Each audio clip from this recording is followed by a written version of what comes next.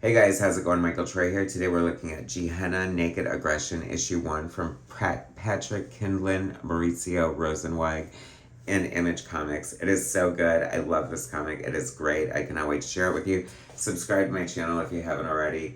Hit that like button and let's get right into it. Okay, so every week I look through the new comics this week and to see what's coming out next week, and if it looks good, I tell my comic book store to pull it for me, and this looked good. I love, like Witchblade and Tomb Raider and the whole Bad Girl era. So this had that kind of flavor to me, so I did not hesitate to pick it up, and boy, I'm glad I did.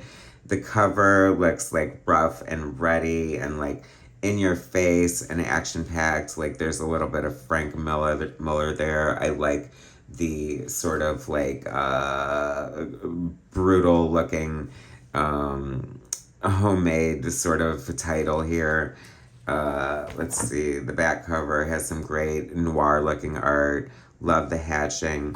It is so good. Image has gone under some sort of revolution, renaissance lately, been pumping out lots of great new titles, and this is definitely one of them. Um, as the writer creator explains in the back of the book, he kind of just wanted to do a book. It kind of feels like an outlaw comic in a lot of ways because it's brutal, it's violent, and it's just like action packed and entertaining, and it's just sort of in your face. And he explained that he kind of liked Punisher 36 was like the comic book that changed his life, even though it's like sort of not critically acclaimed.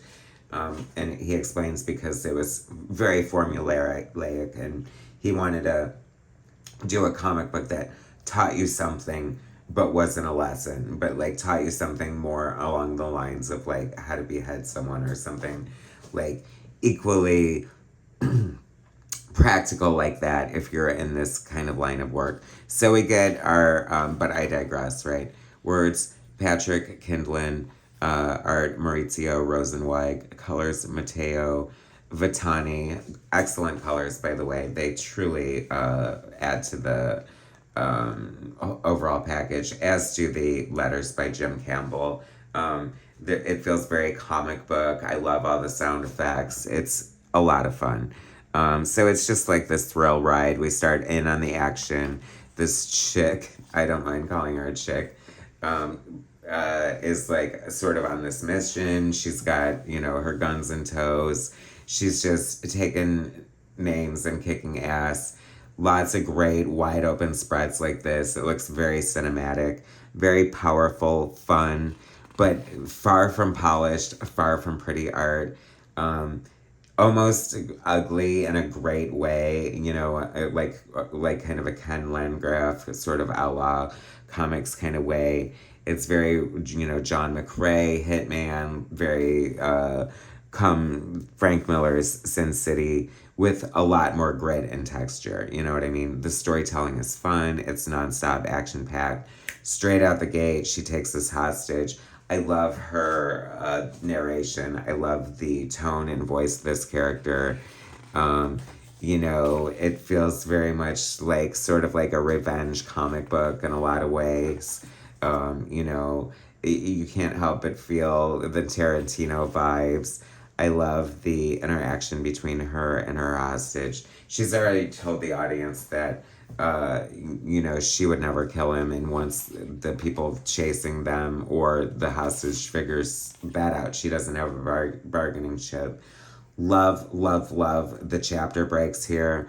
Love that we're getting like almost a double page spread, but cut up like sort of very cinematically. This is killer. Amazing perspective here. It is just really fun, a great book.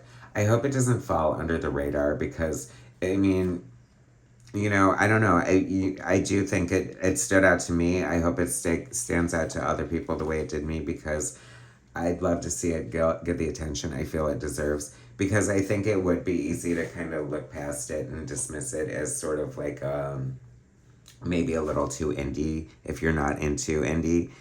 But if you are, man, this one is for you because it is so good. And it is instructional in the way he kind of said. I don't know. She's like, I like how she's like, if you want to survive, you're gonna have to help me. And even though you're my hostage or whatever. And he's like, this is a great storytelling. I really like the flow of the story, and it feels natural and makes sense. And he's like, why are you doing this, like, in the middle of everything? And she has this flashback to give her a little bit of backstory. You know, it kind of is very, like, in a way, like, he didn't say it as much, but now that I'm reading it, it's becoming to me very much like this is you know, the female Punisher, but done like R-rated noir, outlaw comic, and dare I say, right? So this woman is gonna be like the thorn in her side, the one who's gonna take her down.